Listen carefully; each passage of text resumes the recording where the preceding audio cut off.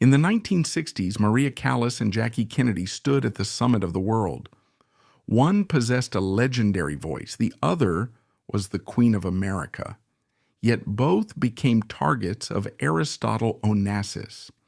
He drained Maria Callas of her talent only to discard her, then acquired Jackie Kennedy in a marriage that was nothing more than a business transaction. This is the tragedy of two icons reduced to expensive trophies in a ruthless billionaire's collection. The paradox of this triangular tragedy is that Maria Callas and Jackie Kennedy never met. They never spoke. They never confronted one another in a drawing room to exchange insults. Yet, their lives were destroyed by the same mechanism. They were not just victims of a man, they were victims of their own hollowness. Before the yachts and the flashbulbs, there were three terrified children. The architecture of their future ruin was built in the nurseries of their childhoods. Long before they were icons, they were wounded, and inside each of them lived a profound, unfillable void, a hunger that no amount of applause, money, or power could ever truly satiate. Maria Callas was never just born. She was forged in a crucible of rejection. Born in New York to Greek immigrant parents, she entered the world as a disappointment. Her mother, Evangelia, had desperately wanted a boy to replace a son she had lost. When Maria arrived, a large, clumsy girl, her mother refused to even look at her for days. This primal rejection set the tempo for Maria's entire existence. She grew up as the ugly duckling, a nearsighted, overweight girl who was constantly compared to her slender, charming older sister. Her mother was not a nurturer. She was a stage manager, a woman who realized early on that Maria's voice was a commodity. She dragged the young girl through conservatories and competitions, stripping her of a childhood, teaching her a brutal lesson. You are not loved for who you are. You are loved only for what you can do. The La Divina the world worshipped was a construct built to hide that frightened, unwanted child. In the mid-1950s, Maria undertook a physical transformation that was nothing short of violent. She famously dropped nearly 80 pounds in less than 2 years, reshaping her body with a fanaticism that bordered on self-harm. She turned herself into a fashion icon, modeled after Audrey Hepburn, desperate to kill the fat girl of her past. But the mirror never lies to the soul. No matter how many standing ovations she received at La Scala, or how many diamonds draped her neck, Maria Callas remained that insecure little girl, starving for the unconditional love she had been denied in the cradle. She didn't sing for art. She sang as a plea for affection. Her perfectionism was a shield, a way to ensure no one could ever criticize her again, because criticism felt too much like her mother's voice. If Maria's trauma was loud and operatic, Jacqueline Bouvier's was silent and suffocating. Born into the stiff, gin-soaked aristocracy of the American Northeast, Jackie was raised in a world where appearances were the only currency that mattered. She adored her father, Black Jack Bouvier, a dashing, swashbuckling stockbroker who looked like Clark Gable and drank like a fish. He was her hero, but he was also a notorious philanderer who eventually squandered the family fortune and destroyed the marriage. From him, Jackie learned that men were charming, magical creatures who would inevitably betray you. Her mother, Janet, was the polar opposite, cold, calculating, and obsessed with social climbing. Janet taught Jackie the most essential skill of her life, the art of the mask. She was drilled to repress every negative emotion, to never show anger, jealousy, or fear.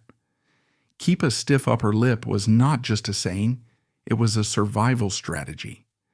Jackie learned to construct a facade of breathy, wide-eyed innocence, a porcelain shell that deflected intimacy. Inside, she was a keen observer, cynical and sharp, but the world saw only the debutante. She was trained to be a perfect wife, a decorative asset to a powerful man, yet she carried a deep, abiding loneliness. She learned that safety lay in money and status, not in the messy, unpredictable business of love.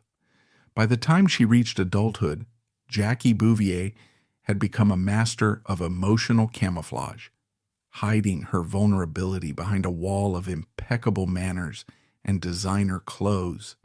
And then there was the predator, the man who would exploit these fractures.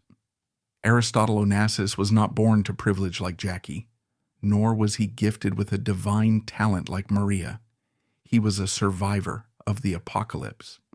Born in Smyrna, a cosmopolitan city on the coast of Turkey, his life was incinerated in 1922 during the Great Fire of Smyrna. He saw his city burn, his uncles hanged, and his comfortable life erased overnight. He fled to Argentina as a stateless refugee with nothing but a few dollars and a burning radioactive rage. This trauma created a man who viewed life as a zero-sum game.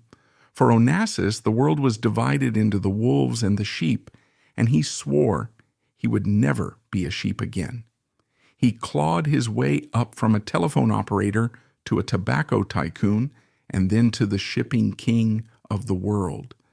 But no matter how many billions he amassed, he could not scrub off the scent of the refugee. The old money establishment, the British lords, the American dynasties like the Kennedys, sneered at him. To them, he was just a vulgar, short Greek pirate in dark glasses. This rejection fueled a bottomless inferiority complex. He didn't just want to be rich, he wanted to conquer the very people who looked down on him. He viewed people as territories to be annexed.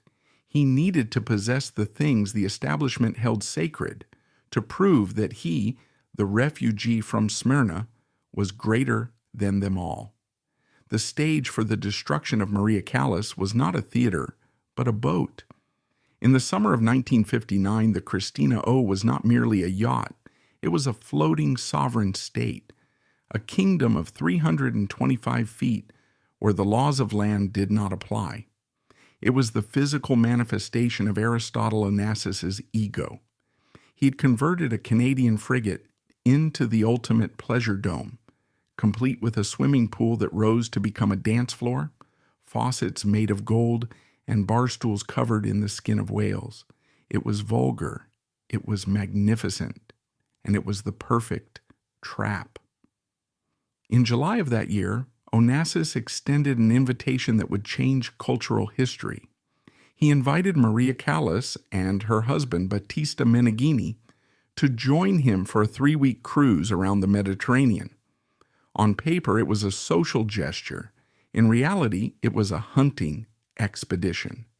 To ensure the bait was irresistible, Onassis had secured the presence of Sir Winston Churchill, the former British Prime Minister. Churchill was old and frail, sitting on the deck feeding his pet canary, largely unaware that he was being used as a prop. But his presence gave the voyage an air of historical gravity, the perfect cover for the sordid drama that was about to unfold. When Maria stepped onto the gangway, she was 35 years old and at the absolute zenith of her career. She was married to Meneghini, a man nearly 30 years her senior. Meneghini was not just her husband, he was her manager, her gatekeeper, and her jailer. He carried her poodle, he managed her contracts, and he treated her like a valuable machine that needed to be oiled and maintained. Their marriage was one of convenience and professional symbiosis, devoid of passion. Maria was a woman who sang about burning love every night on stage, yet went home to a life of cold, calculated routine. She was ripe for the taking, and Onassis smelled it. From the moment the Christina O left the harbor, Onassis isolated his target. He did not merely flirt with Maria, he besieged her. He ignored her husband entirely, treating Meneghini with a dismissal that bordered on contempt. While Meneghini suffered from seasickness and stayed below deck, Onassis and Maria stood on the bridge, staring out at the Aegean Sea. He spoke to her in Greek, a language she had largely suppressed in her climb to international stardom. He bypassed the diva and spoke directly to the Greek village girl buried inside her. He tapped into a shared heritage of sea, sun, and struggle that her Italian husband could never understand. He offered her something she had never tasted, a life of uninhibited pleasure, devoid of discipline. The atmosphere on the boat became suffocatingly erotic. The other guests, mere spectators to the carnage, watched as the boundaries of propriety dissolved. Onassis was relentless. He threw parties that lasted until dawn, shattering the strict sleep schedule Maria had maintained for decades to preserve her voice. He poured her champagne, he danced with her, he crowned her with flowers. For the first time in her life, Maria Callas was not working. She was being worshipped, not for her voice, but for her womanhood. The transformation was terrifyingly fast. The armor she had built over a lifetime, the discipline, the aloofness, the loyalty, melted in the Mediterranean heat. By the time the yacht docked in Istanbul, the affair was an open secret. By the time they returned to Monte Carlo, the marriage to Meneghini was effectively a corpse. The breaking point was absolute. On one notorious night during the voyage, under the cover of a storm, the shifting of allegiances became physical. Maria committed more than adultery, she defected. She looked at Meneghini, the man who represented her career and her safety, and suddenly saw him as a bore, an obstacle to the vitality Onassis promised. When the cruise ended in August, the La Divina who walked off the gangway was not the same woman who had boarded. She had been conquered. She publicly announced her separation from Meneghini almost immediately. The scandal was global. The Catholic Church condemned her. The press called her a sinner. But Maria didn't care. She believed she had finally found the protagonist to her own opera. She believed she had found a man stronger than herself, a man who could handle her fire. She did not realize that she had simply traded a manager who wanted to exploit her talent for a collector who wanted to exploit her fame. She had walked off the stage and into the cage, and the door had just clicked shut behind her. If the summer of 1959 was the dizzying, champagne-soaked overture to a new life, the years that followed were the slow, grinding second act where the true cost of admission was revealed. Maria Callas had convinced herself that she was stepping out of a prison and into a garden. She believed that in leaving her husband, Battista Meneghini, and the relentless monastery-like discipline of her art, she was finally choosing to be a woman rather than a monument.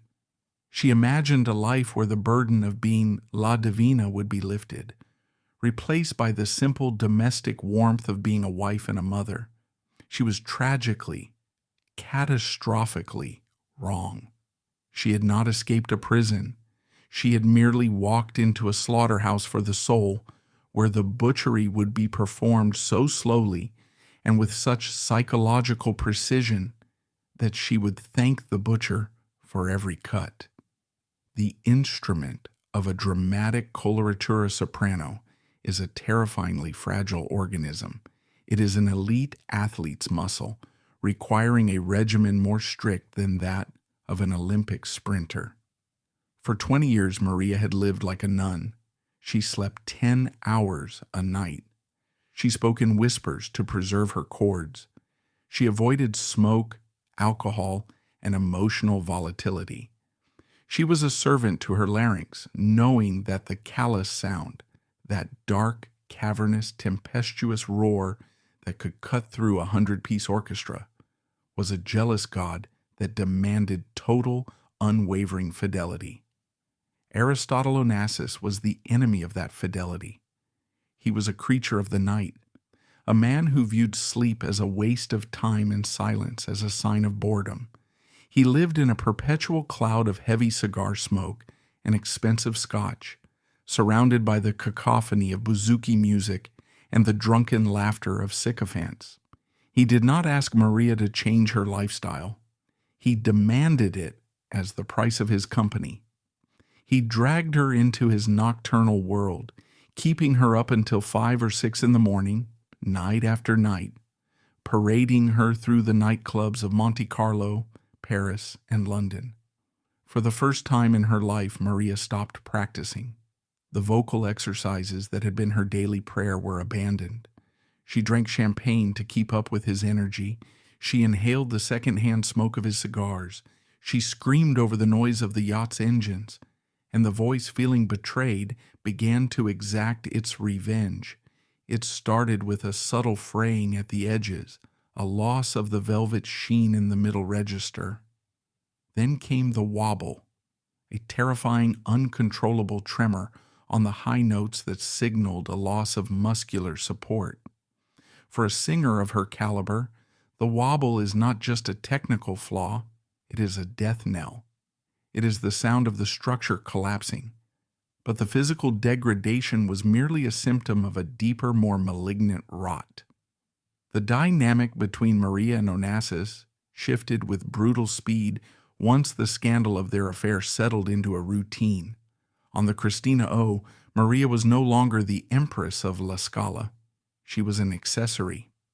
Onassis, who was tone-deaf and fundamentally indifferent to opera, found her art boring. He didn't love the voice. He loved the fact that he owned the woman who owned the voice. He began to dismantle her ego with the casual cruelty of a schoolboy pulling wings off a fly. He would interrupt her when she tried to speak about music, waving his hand dismissively. "What are you?" he would sneer in front of his business rivals, his voice dripping with condescension. "You are nothing but a singer. You have a whistle in your throat that will stop working one day. And then what will you be? A fat Greek woman with nothing." He targeted her deepest, most primal insecurities. He knew that inside the glamorous diva lived the terrified, overweight girl who had been rejected by her mother. He weaponized her past against her. When they argued, he would call her ugly, mocking her glasses, her nose, her thighs. He made her feel that her entire worth was contingent on his approval, and he rationed that approval like water in a desert. Why did she stay? Why did the woman who could command fees of thousands of dollars a night and silence a heckler with a single glare reduce herself to a trembling subordinate? The answer lies in a secret that was buried deep in the soil of Milan, a tragedy that bonded her to Onassis with a chain of shared blood and grief. In the early months of 1960, amidst the chaos of her divorce proceedings and the media firestorm, Maria Callas realized she was pregnant. For a woman nearing 40 who had been told she could likely never conceive, this was not a medical event. It was a miracle. It was the validation of her womanhood she had craved since she was a girl. She believed with a desperate, feverish hope that this child would be the anchor that secured Onassis. It would turn their illicit affair into a family. It would force him to marry her. But fate, as it often did in Maria's life, followed the script of a Greek tragedy. In the early months of 1960, a tragedy unfolded that would bind her to Onassis forever. Accounts suggest that in a secretive clinic in Milan, she gave birth to a boy, Omero, who survived for only a few hours. Whether hidden from history or lost to fate, the death of this child shattered Maria in a way no bad review ever could. She had held the future in her arms, and it had died. She buried the child in a cemetery in Bruzzano, a secret grave for a secret life. Onassis was there, but his reaction was one of stoic, almost detached grief, whereas Maria was annihilated. This loss created a pathological bond between them. She wasn't just his girlfriend anymore. She was the mother of his dead son. She felt she had failed him. She had failed to give the king an heir, though he already had a son, Alexander, from his first marriage. The ego of Onassis always craved more. The guilt festered inside her, convincing her that she owed him her life. that she had to make up for the loss of Omero by being the perfect, submissive companion. Following the death of the child, Maria's surrender became absolute. She began to cancel performances with alarming frequency. The press, unaware of the personal hell she was living through, attacked her viciously. They called her temperamental, lazy, a diva who had lost her nerve. When she did sing, the fear was palpable. The 1961 revival of Medea at La Scala was a torture session. The audience, sensing her weakness, turned into a pack of wolves. They hissed, they booed. Radishes were thrown onto the stage. For Maria, who had once held this audience in the palm of her hand, the rejection was a physical blow. She stood on stage, blinded by the lights, listening to the jeers, and she looked to the royal box, hoping to see Onassis defending her. But often, he wasn't there. Or if he was bored, checking his watch, wondering when the screeching would stop so they could go to dinner. By 1963, the transformation was complete. The tigress had been domesticated. She spent her days on the Christina O, waiting. Her life became a humiliating vigil. She sat on the deck covered in oversized shawls, waiting for Ari to finish his business calls, waiting for him to decide where they would sail, waiting for him to notice her. She became the yacht's unofficial hostess, a glorified concierge for the endless stream of Greta Garbos, Prince Rainiers, and Grace Kellys that Onassis collected. She poured their drinks, she translated their conversation, she smiled when she wanted to scream. She had become exactly what she swore she never would be, a piece of furniture in a rich man's house. Onassis, sensing her total capitulation, grew even more brazen. He began to disappear for days. There were whispers of other women, dancers, socialites, secretaries. He didn't even bother to hide the lipstick stains or the late-night phone calls. When Maria dared to confront him, begging for the marriage he had promised her for 4 years, he would explode. Marriage, he would shout, smashing a glass against the wall. I am not a man who marries. I am a free bird. If you don't like it, get off the boat. But she couldn't get off the boat. She had burned her bridges. She had alienated her supportive husband, estranging her mother and sister, and disappointed her devoted fans. She had no home to go back to. Her apartment in Paris was just a waiting room. The yacht was the only place where she felt she existed. She was trapped in a cycle of intermittent reinforcement. He would abuse her for weeks, ignoring her tears. And then in a moment of sudden, terrifying charm, he would buy her a massive diamond necklace or whisper a tender Greek endearment, and hope would bloom again in her chest like a cancer. The sacrifice was total. By 1965, Maria Callas, the woman who had defined opera for the 20th century, sang her final performance of Tosca at Covent Garden. She was only 41 years old. At an age when most sopranos are entering their prime, Maria was finished. Her voice was a ruin, a landscape of broken columns and shattered glass.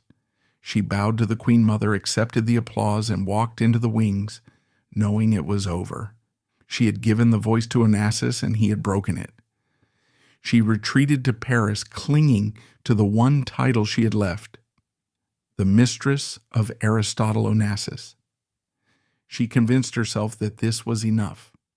She told herself that the sacrifice of her career was a noble trade for the love of a great man. She believed that her loyalty would eventually be rewarded, that he would see her devotion and finally place the ring on her finger.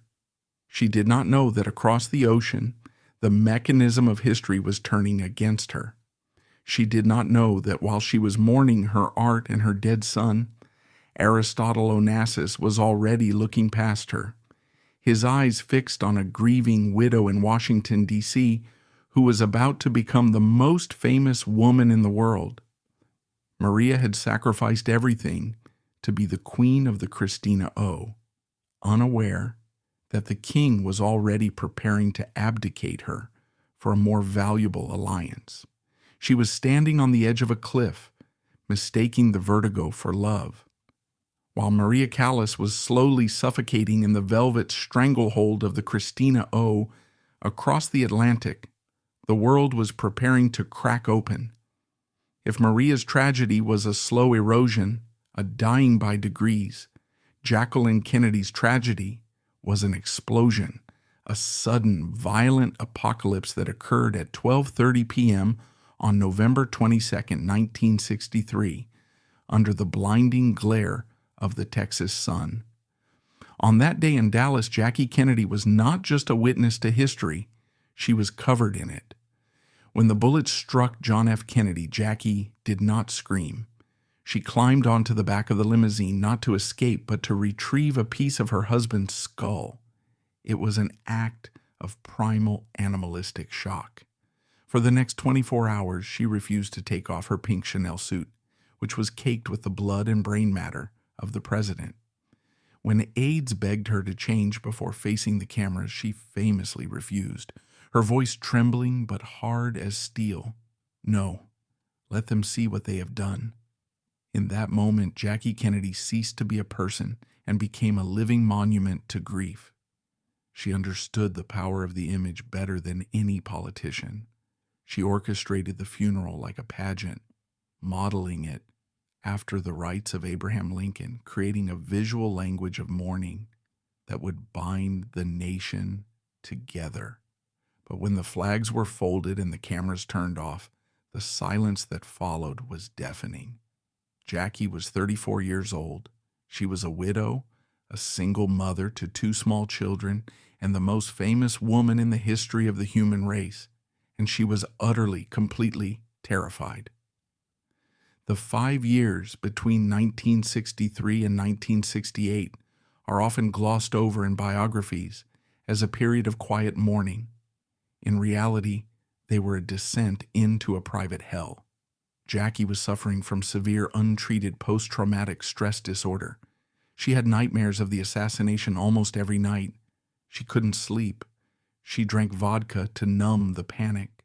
She chain-smoked in the privacy of her apartment, terrified that a photo of her with a cigarette would shatter her saintly image, and she was a saint in the eyes of the public. This was her trap.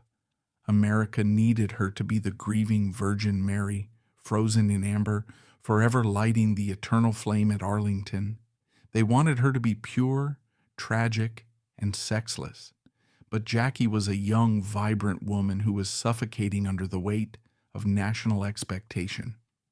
She moved to New York City to escape the ghosts of Washington, but she found a new enemy there, the paparazzi. This was the birth of the modern celebrity stalking culture. Photographers camped outside her Fifth Avenue apartment building 24 hours a day. They followed her children to school. They chased her taxi. Every time she stepped out the door, she was hunted. For a woman who had seen her husband's head blown off in public, the flashbulbs didn't just feel like annoyance. They felt like gunfire. She developed a paranoia that bordered on the pathological. She felt exposed, vulnerable, and dangerously accessible. Compounding this terror was a secret anxiety that the public never suspected: money. To the world, the Kennedys were American royalty, possessed of limitless wealth. But the reality was more complicated. The Kennedy fortune was tied up in trusts controlled by the men of the family. As a widow, Jackie had a generous allowance, but she did not have capital. She had to ask for money to maintain her lifestyle, to pay for the security she felt she needed. She was a woman who had grown up watching her father squander his fortune, and she had a deep-seated fear of poverty. She didn't just want to be rich, she wanted to be safe.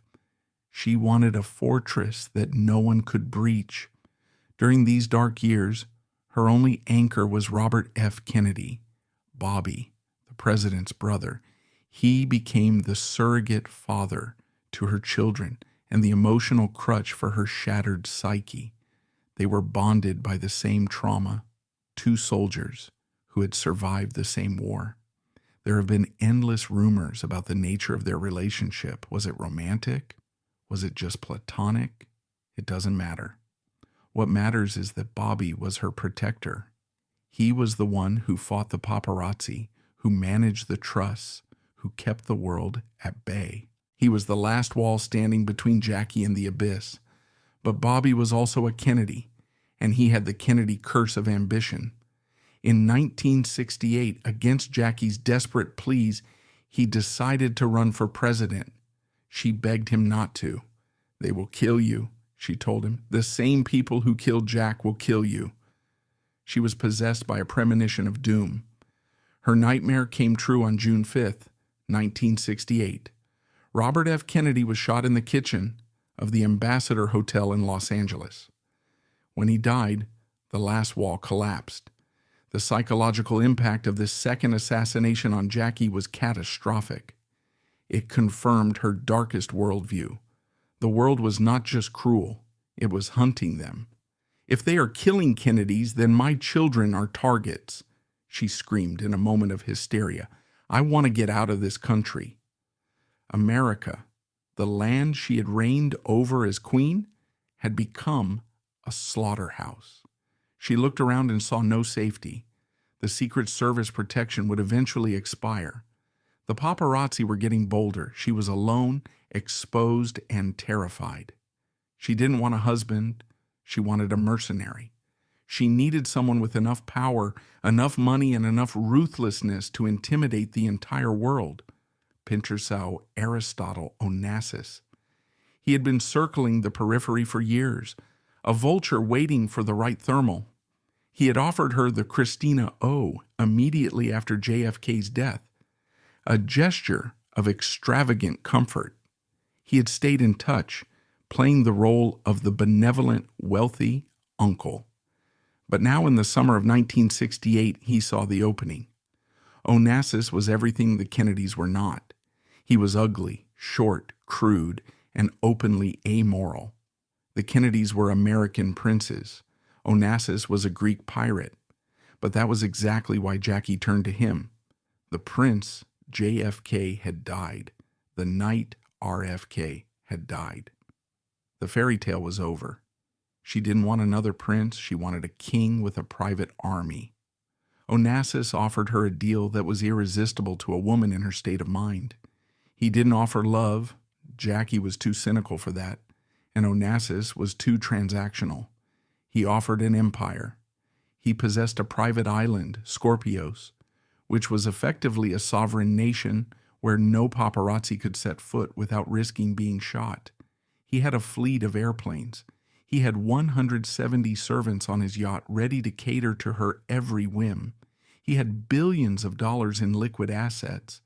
He could buy her the one thing the United States government could not provide: absolute impenetrable privacy. The courtship was brief and businesslike. Onassis, sensing the historic opportunity to capture the ultimate trophy, moved with lightning speed. He knew that marrying Jackie Kennedy would be his final victory over the American establishment that had snubbed him for decades. He would be the man who slept in the bed of the martyred president. It was the ultimate power move.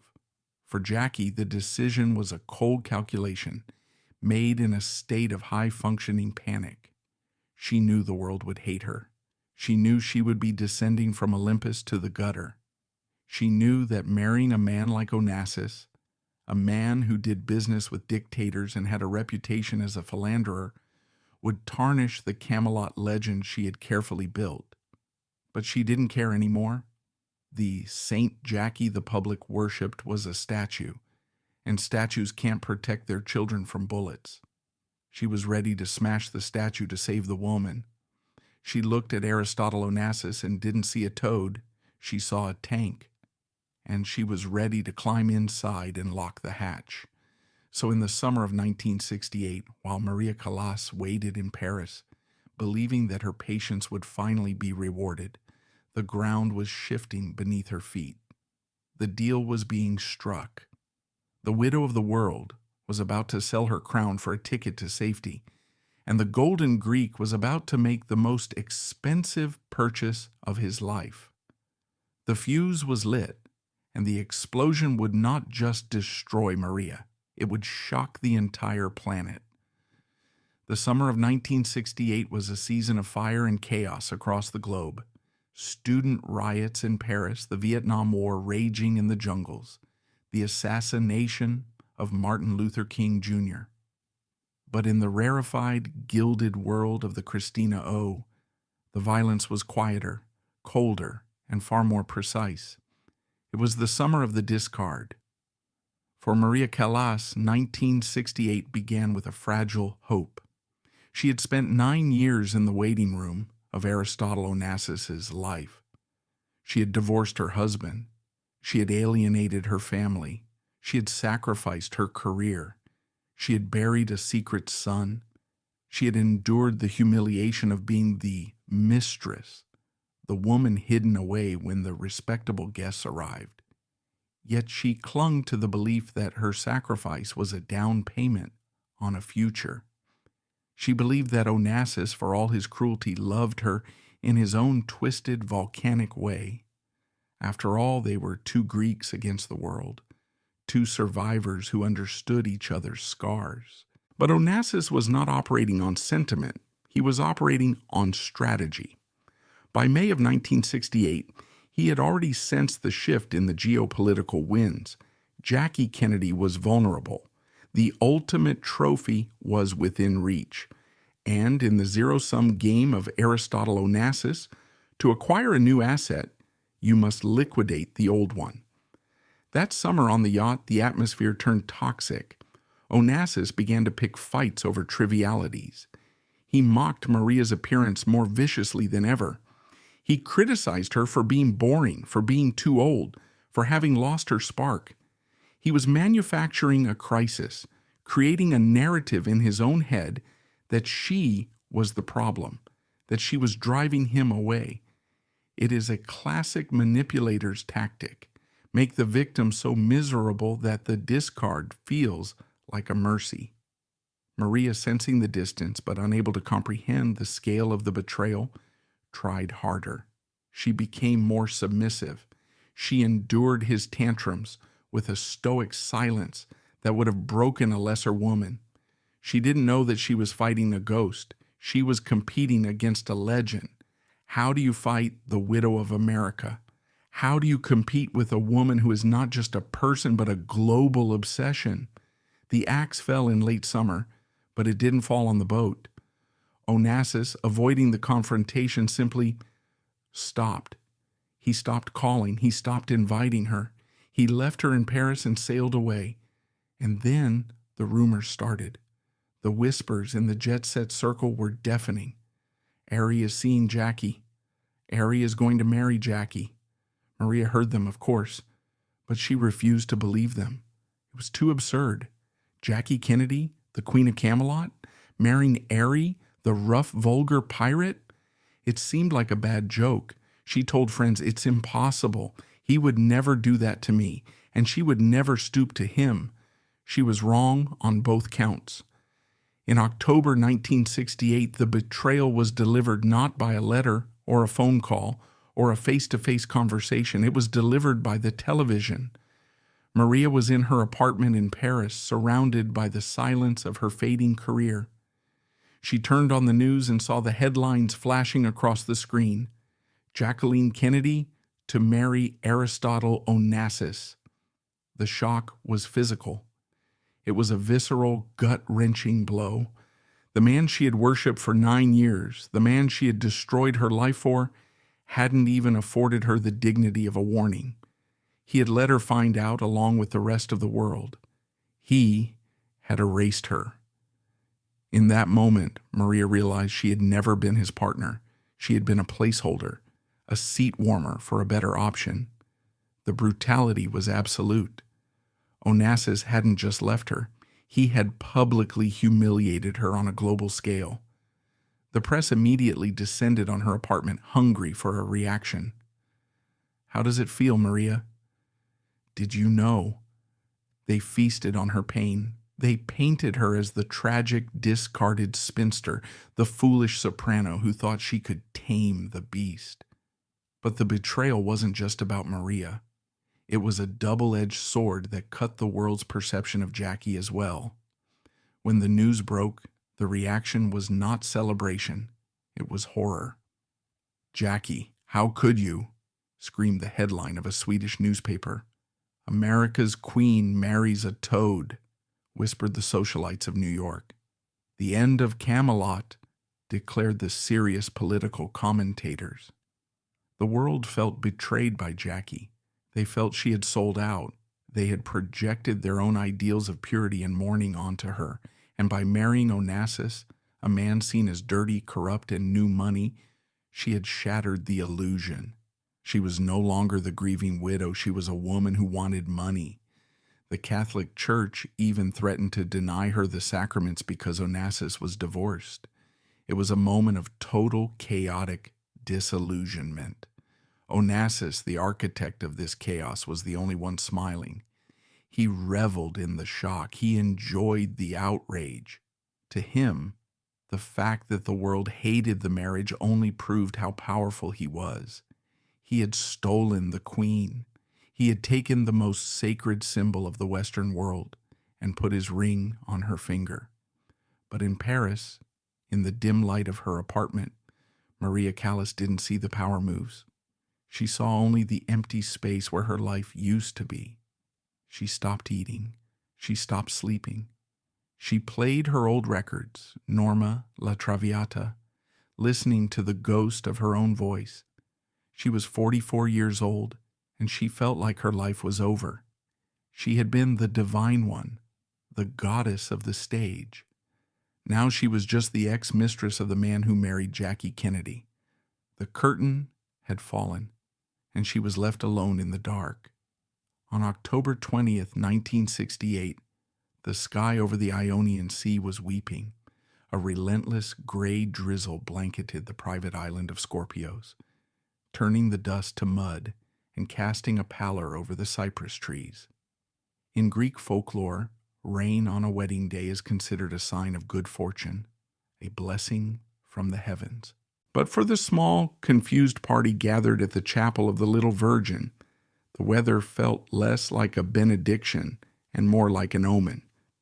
This was the setting for the wedding of the century, yet it carried the hushed, anxious atmosphere of a funeral. There was no joy in the air, only a thick, suffocating tension. The world was watching, not to celebrate a union of souls, but to witness the signing of a treaty. This marriage was conducted not by poets, but by lawyers. It was a merger of two corporations, the Brand of Camelot and the Bank of Onassis. Ted Kennedy, the last surviving brother and the reluctant patriarch of the clan, had flown to Greece not to give his blessing, but to negotiate the terms of surrender. He knew Jackie was determined to go through with it, so his job was to ensure she was not swindled. The negotiations were brutal, transactional, and devoid of sentiment. Rumors of a prenuptial agreement began to circulate immediately, fueled by leaks from Onassis's own camp.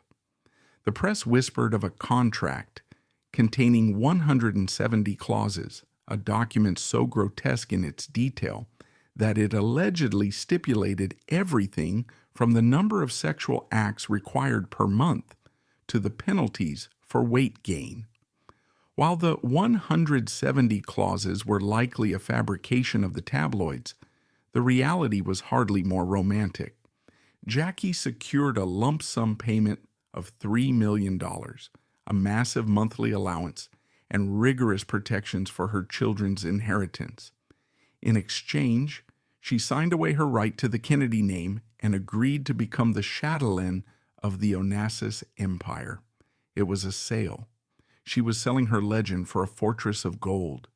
When Jackie stepped out of the car to walk toward the chapel, she looked less like a bride and more like a woman entering witness protection. She wore a beige chiffon and lace dress by Valentino, short, modern, and defiant. It was a stark departure from the fairy tale ball gowns of her past. Her face was an impenetrable mask. Behind the oversized sunglasses, her eyes were unreadable. She held the hands of her two children, Caroline and John Jr., who looked bewildered and small against the looming backdrop of the Onassis retinue. They were the heirs to the American throne, now being dragged into a strange foreign world of shipping magnates and harsh Greek sunlight. Inside the tiny candlelit chapel, the contrast between the couple was jarring. Onassis stood waiting, wearing a blue suit and his trademark heavy-rimmed glasses, looking every inch the weary, triumphant gangster. He was 62, though he looked older. Jackie was 39. He was short, forcing him to wear lifts in his shoes to reach her shoulder. As the Greek Orthodox priest chanted the liturgy, a language Jackie did not understand, the disconnect was visceral. They performed the dance of Isaiah, walking around the altar 3 times while wearing white ribbons on their heads. To the paparazzi hanging out of helicopters buzzing overhead and the telephoto lenses trained from boats offshore, it looked like a grotesque pantomime. The queen had not just stepped down from the throne, she had defected to the barbarians. The reaction of the world was immediate and savage. In the United States, the headline, "The End of Camelot," ran in bold black letters. It was a national mourning. The public felt a sense of ownership over Jackie's grief. By remarrying and remarrying him, she had stolen their tragedy. She was labeled a gold digger, a traitor, a woman who had sold the memory of JFK to the highest bidder. Even the Vatican weighed in, with L'Osservatore Romano expressing moral outrage over her marriage to a divorced man. Overnight, the saint was dead. Jackie O was born, a figure of fascination, yes, but stripped of her holiness. But the true nature of the deal was revealed not in the newspapers, but on the wedding night itself. After the ceremony, the party moved to the Christina O for the reception. It should have been a night of intimacy, the beginning of a new partnership. Instead, it was a display of dominance. Onassis was in high spirits, but his joy was not that of a man in love. It was the joy of a hunter who has finally bagged the lion. He drank heavily, smashed plates in the Greek tradition, and sang loud bawdy songs with his business cronies. He reveled in the attention, basking in the flashbulbs, ignoring the quiet, reserved woman sitting next to him. The night of her wedding to the richest man in the world, Jacqueline Kennedy Onassis reportedly went to her cabin alone. There was no romance. There was no consummation of a great love story. There was only the silence of the yacht and the lapping of the water against the hull. Onassis stayed up drinking with his friends, leaving his new bride to stare at the ceiling of her luxurious stateroom. In the darkness of that cabin, the reality of the transaction must have hit her with terrifying clarity. She had married for safety. She had married to escape the loneliness of being a widow. But as she lay there listening to the drunken laughter of her husband echoing from the deck above, she realized she had made a terrible miscalculation. She had not bought her freedom. She had merely exchanged a glass prison for a golden cage. She was safe from the world, perhaps, but she was now locked in with a man who viewed her not as a partner, but as the crowning jewel in his collection. And a collector does not sleep with his trophies. He leaves them on the shelf to be admired by others. The deal was signed, the check had cleared, and the long, lonely winter of her second marriage had begun. If the wedding was a business merger, the marriage itself was a hostile takeover that went sour almost immediately. By 1969, the honeymoon phase, if there ever truly was one, had evaporated, leaving behind the cold, hard residue of regret. Jacqueline Kennedy Onassis had sought a fortress to protect her from the world, and Aristotle Onassis had sought the ultimate hood ornament for his empire. They both got exactly what they bargained for, and they both hated it. The island of Scorpios, once promised as a sanctuary, quickly transformed into a prison with a very high perimeter wall. Jackie soon discovered that her new husband was not merely a wealthy protector. He was a tyrant of domesticity. Onassis was a man of the earth, loud, tactile, and aggressively social. He lived his life in the public eye, turning every dinner into a banquet and every evening into a performance. He expected his new wife to play the role of the dutiful Greek hostess, subservient, decorative, and endlessly available to charm his rough-hewn business associates. He wanted the Queen of America to pour ouzo for tobacco merchants and listen to his war stories until 3 in the morning. But Jackie was not Maria Callas. She had no interest in feigning submission. She found Onassis's friends vulgar and his lifestyle exhausting. She retreated into her own world, a world of silence, books, and impeccable taste. She refused to attend his parties, feigning headaches or simply locking her door. She spent her days wandering the island in oversized sunglasses, reading poetry, and redecorating his houses, effectively erasing his presence from his own properties. When she did appear at dinner, she was often distant, speaking in French to her children to exclude Onassis from the conversation. This infuriated him. Onassis had bought a trophy, and he expected it to shine on command. Instead, he found himself living with a statue, cold, beautiful, and utterly unresponsive. He began to complain to his friends, his voice dripping with buyer's remorse. "I bought a diamond," he would grumble over scotch, "but it doesn't sparkle, it just sits there." He realized too late that he had married an image, not a woman, and that the image came with a price tag that even he found staggering. It was during this period that the marriage descended into a cold war fought with credit cards. Jackie, realizing she was emotionally abandoned and physically repulsed by her husband, began to use money as a weapon. If he would not give her affection, she would take his assets. She embarked on shopping sprees that became the stuff of legend. She would fly to New York or Paris and spend tens of thousands of dollars in a single afternoon. She bought shoes she would never wear, couture gowns she would never unpack, and antiques she had no room for. In the first year of their marriage alone, it was rumored she spent over $1.5 million on clothes and decoration. For Onassis, a man who counted every penny despite his billions, this was a declaration of war. He watched the bills roll in with mounting fury. He began to mock her openly, giving her a cruel new nickname, the Super Mink. It was a derogatory slur, painting her as a high-maintenance pet that consumed resources without providing any warmth. He would wave the invoices in front of guests, shouting, "Look at this. She buys nothing but rags, and I pay for it." The man who had once been desperate to possess her now treated her as a bad investment he couldn't liquidate. But the psychological violence went deeper than money.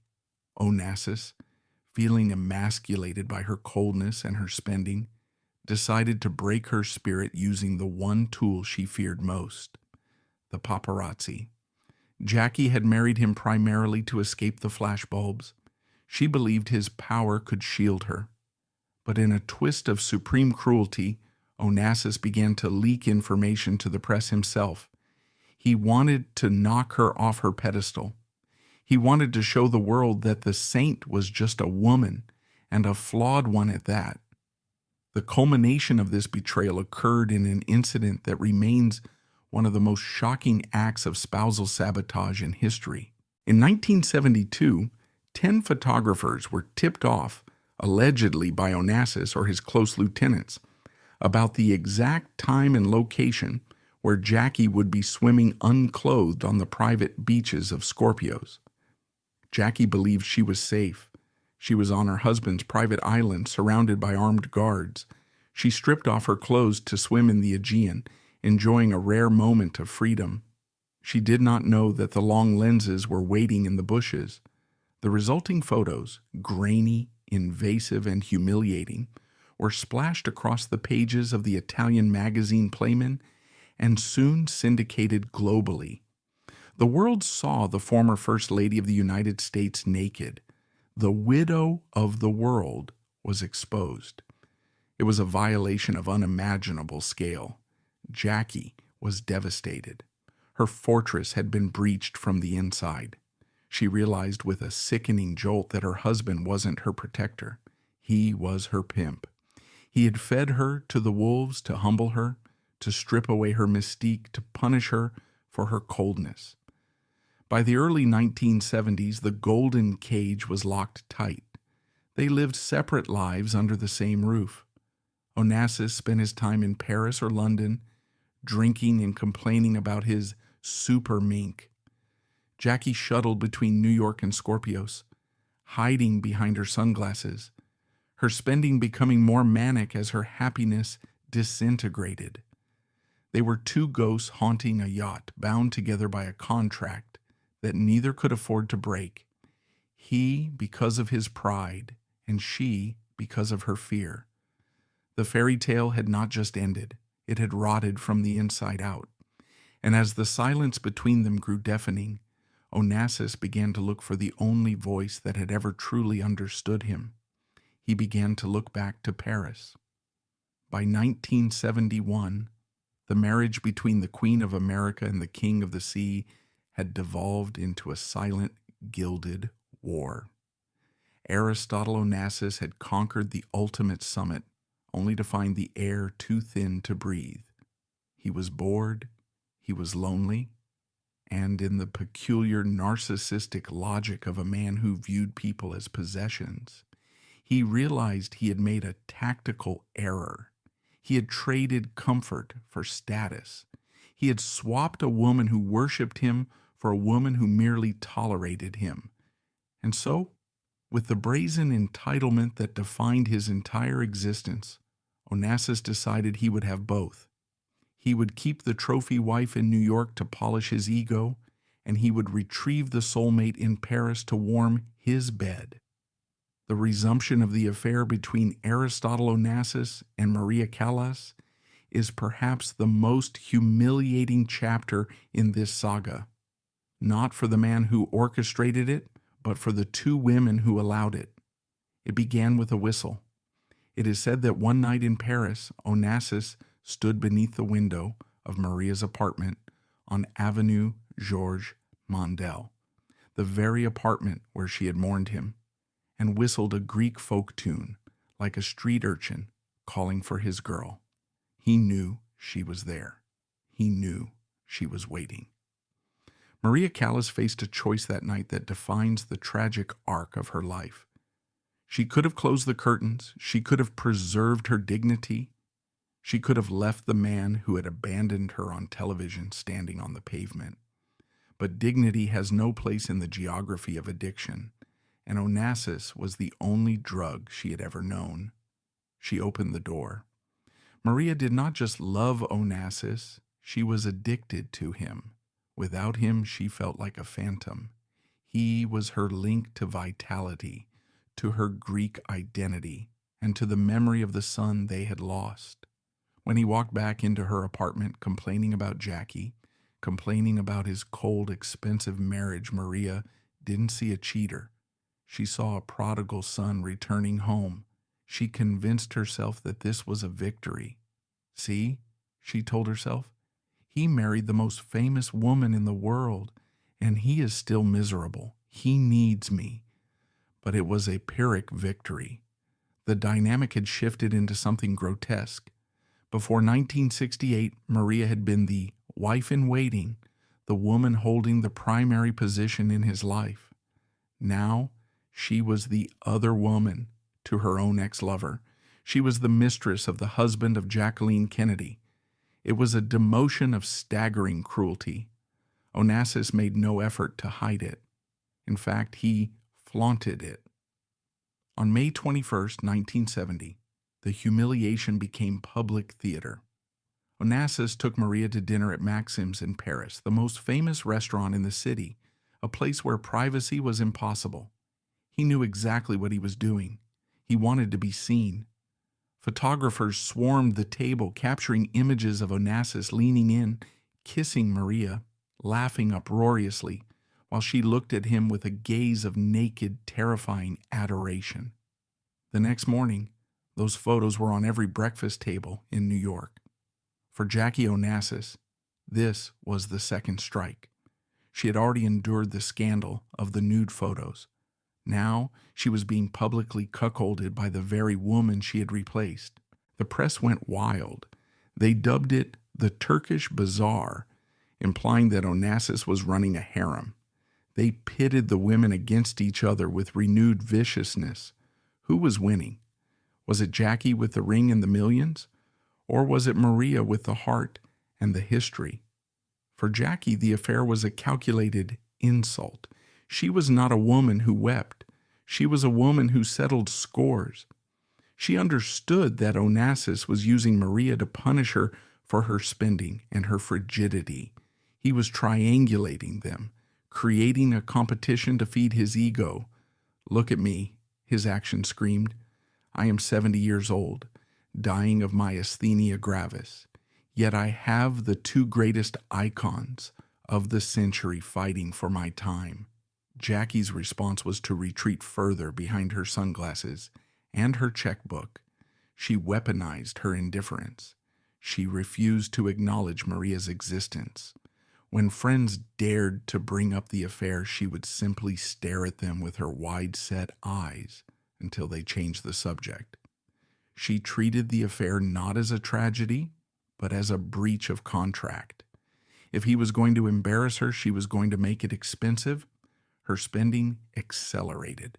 She flew to Capri, to New York, to London, staying in the finest suites, buying art and jewelry, sending the bills to the Christina O like poisoned letters. But for Maria, there was no financial revenge, only emotional degradation. She had become a secret again.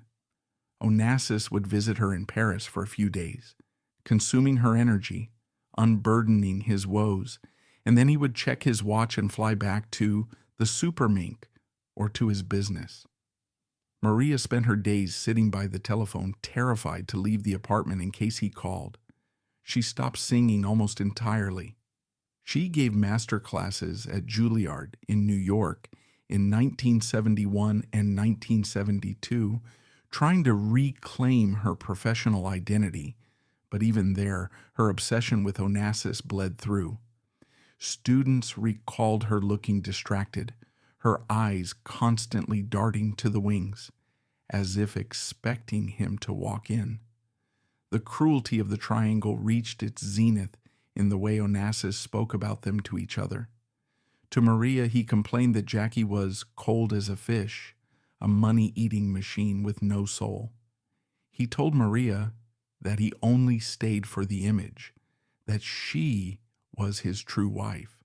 He fed her hope to keep her compliant. To Jackie, he undoubtedly downplayed Maria as a pathetic, clinging creature from his past, a nuisance he had to manage. He played both sides of the chessboard, ensuring that neither queen could ever checkmate him. By 1973, the situation had stabilized into a grim routine. It was a stalemate of misery. Jackie had the money and the name. Maria had the crumbs of affection and the past. And Onassis had the hollow satisfaction of possession. He had proved his point to the world. He could buy the American queen, and he could keep the Greek goddess on a leash. But the gods of tragedy were losing patience with Aristotle Onassis. He had spent a lifetime accumulating people, believing that he was the author of the script. He thought he could manipulate these two women forever, playing them off one another until he died. He did not know that the third act was about to begin, and it would not be written by him. It would be written by fate, and it would start not with a scandal, but with a plane crash falling out of the sky over Athens, bringing the entire wretched house of cards crashing down. The collector was about to lose the only thing he truly loved, and in the wreckage, the triangle would finally be broken, not by choice, but by the brutal, indiscriminate hand of death. In January 1973, the gods finally collected their debt, and they did not ask for money. They took the future. The instrument of his destruction was a small amphibious plane, a Piaggio P-136. On January 22, 1973, at the Hellinikon Airport in Athens, the plane attempted to take off. At the controls was Alexander Onassis, Aristotle's 24-year-old son. Alexander was not just a son, he was the sun around which Aristotle's entire galaxy revolved. He was the heir, the reason for the empire, the only person Onassis truly loved without condition.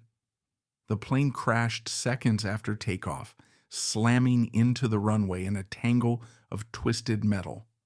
When Onassis arrived at the hospital, the scene was biblical in its despair. The man who could buy governments stood helpless as doctors told him his son's brain had been destroyed. He flew in the world's top neurosurgeons from Boston and London, screaming at them to perform miracles, offering them blank checks. But death does not accept currency. After days of agonizing vigil, Onassis was forced to give the order to disconnect the life support. He watched his son die, and in that moment, the golden Greek died with him. The Titan who had ruthlessly conquered the world crumbled into a sobbing, broken old man. In the aftermath of Alexander's death, Onassis's grief curdled into a dark, paranoid superstition. He began to look for a scapegoat, and his eyes settled on his wife. The Kennedy curse was a well-known phenomenon, the streak of assassinations, accidents, and premature deaths that plagued the American dynasty. Onassis, in his madness, convinced himself that he had imported this death into his own house. He began to refer to Jackie as the witch. He believed she carried a contagion of bad luck. "I have been cursed," he told friends. "She brought the cold wind with her." The marriage, which had been a cold war, now became an open battlefield. Onassis tried to divorce her. He hired the notorious American lawyer Roy Cohn to find a way to break the ironclad contract and humiliate Jackie, to strip her of her payout. He rewrote his will, trying to maneuver around the laws to leave her the bare minimum. He wanted to erase her from his life, believing that if he could exorcise the Kennedy ghost, perhaps his luck would return. But his body began to fail him as rapidly as his mind. He developed myasthenia gravis, a neuromuscular disease that caused his eyelids to droop uncontrollably. It was a cruel, symbolic affliction for a man who had lived by the gaze, by the power of looking. Now he had to tape his own eyelids open with strips of adhesive just to see the world. The man who had charmed Churchill and Callas was reduced to a shuffling, slurring invalid, hiding behind dark glasses, not for style, but to conceal his disintegration. As the end approached in early 1975, the stage was set for the final, lonely irony. Onassis was admitted to the American Hospital of Paris. His empire was still vast, his name was still legendary, but his room was a vacuum of intimacy. Jackie was in New York. When the call came that his condition was critical, she did not rush to his side. She stayed in America. Biographers have argued over why. Was she advised that he was stable? Was she simply indifferent? Or was she tired of the hostility of the Onassis family, specifically his daughter Christina, who hated her? Regardless of the reason the wife was absent, the queen he had bought to legitimize his deathbed was thousands of miles away, attending to her own life. And Maria Callas was in Paris, just a short drive across the city. She knew he was dying. She sat by the phone in her apartment on Avenue Georges Mandel, desperate to see him one last time, to hold the hand of the man who had defined her existence. But she was barred from the room. The Onassis family, protective of the inheritance and the image, closed ranks. The mistress was not allowed to say goodbye. She was left to grieve in the same solitude she had lived in for years. On March 15, 1975, Aristotle Onassis died. He died reportedly clutching a red cashmere blanket that Maria had given him years ago, a final secret totem of the only real connection he had ever severed. The collector died alone. The two most famous women in the world, the two trophies he had spent 15 years pitting against each other, were nowhere to be seen. He had successfully acquired them, but he had failed to keep them. He left behind a legacy of billions of dollars, a fleet of tankers, and a private island. But in the sterile silence of that hospital room, the ledger was balanced at 0. The curse of the house of Atreus was complete. He had gained the world, but he had lost his soul, his son, and the women who might have saved him. The king was dead, and now the survivors had to figure out how to live in the wreckage he left behind. For Jacqueline Kennedy Onassis, the death of her husband was not a tragedy, it was a jailbreak. At 45 years old, she was a widow for the second time, but the grief she displayed at Onassis's funeral was markedly different from the shattered agony of 1963. This was a ceremonial mourning, correct and precise. Beneath the black veil, there was a steeliness that terrified the Onassis family. Christina Onassis, Aristotle's daughter and sole heir, viewed Jackie with open hostility, calling her the Black Widow and blaming her for the curse that had befallen the family. She wanted to cut Jackie off without a cent, but Jackie had not endured 7 years of the golden cage to walk away empty-handed. She engaged in a ruthless, high-stakes legal battle with the estate.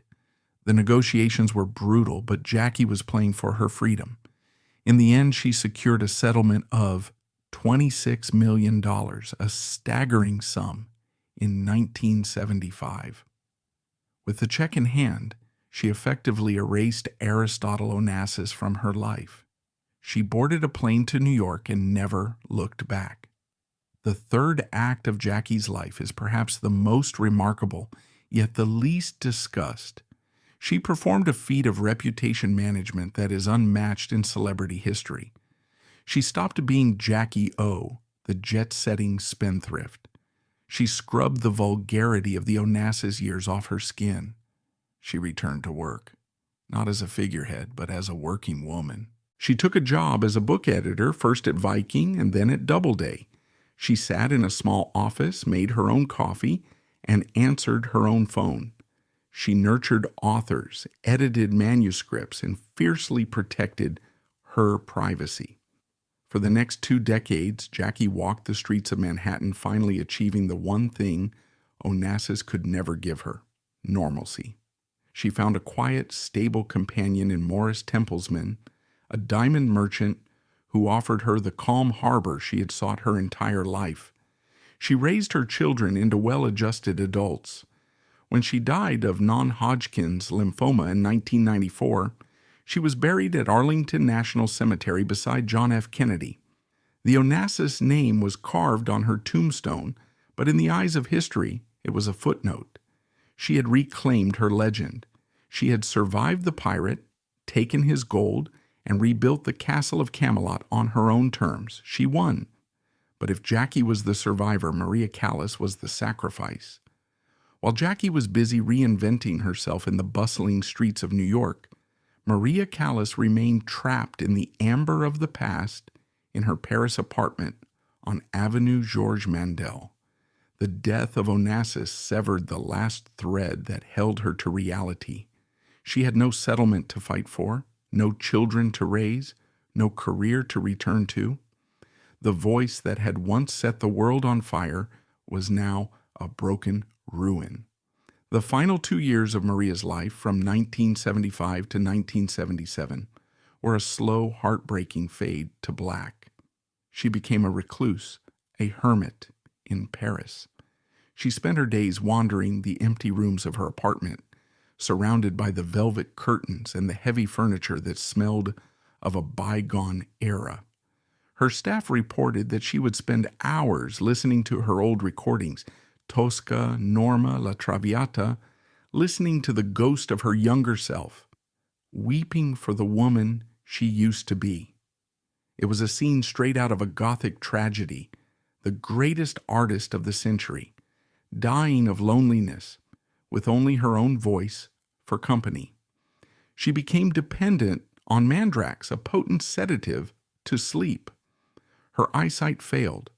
Her heart, weakened by the dramatic weight fluctuations of her youth and the crushing stress of her adulthood, began to give out. On September 16, 1977, Maria Callas woke up, took her breakfast in bed, and collapsed. She died of a heart attack at the age of 53. But the indignity did not end with her breath. In a final grotesque twist of fate, her ashes were stolen from the columbarium at Père Lachaise Cemetery shortly after her funeral, only to be recovered later. Eventually, they were scattered over the Aegean Sea, the same blue waters where she had fallen in love with Onassis on the Christina O. Even in death, she was returned to him, dissolved into the element that he had ruled. For Aristotle Onassis, these women were the ultimate acquisitions, the final jewels in his crown. He was convinced that possessing them would elevate him to their level. But history is a cruel judge. Today, half a century later, his billions are largely dissipated. The shipping empire is a relic. He is remembered not as a visionary, but primarily as the man who dated Maria Callas and the man who married Jackie Kennedy. He became a footnote in their biographies, the dark chapter in their luminous books. He sought to own their mythology, but in the end, their mythology consumed him. Maria Callas lost everything in her lifetime, her voice, her love, her child, but she gained immortality. Her art transcends the tragedy of her biography. When you listen to her sing Visi d'arte, I live for art, I live for love, you are hearing the raw, unfiltered truth of a woman who gave everything she had to the world and was destroyed by it. She remains the eternal definition of the diva, the patron saint of the brokenhearted. And Jackie, she proved that the most powerful weapon a woman can possess is not beauty or a voice or even a husband. It is silence. By refusing to speak, by refusing to explain, by putting on her sunglasses and walking through the storm, she remained untouchable.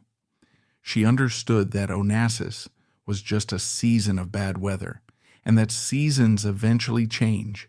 They were the two goddesses of the 20th century. One was fire, and she burned herself out to light up the dark. The other was ice, and she froze her heart to survive the heat. And between them stood the collector, the man who thought everything had a price, only to die discovering that the things that truly matter, loyalty, legacy, and love, can never be bought. They can only be given, and once broken, they can never be repaired.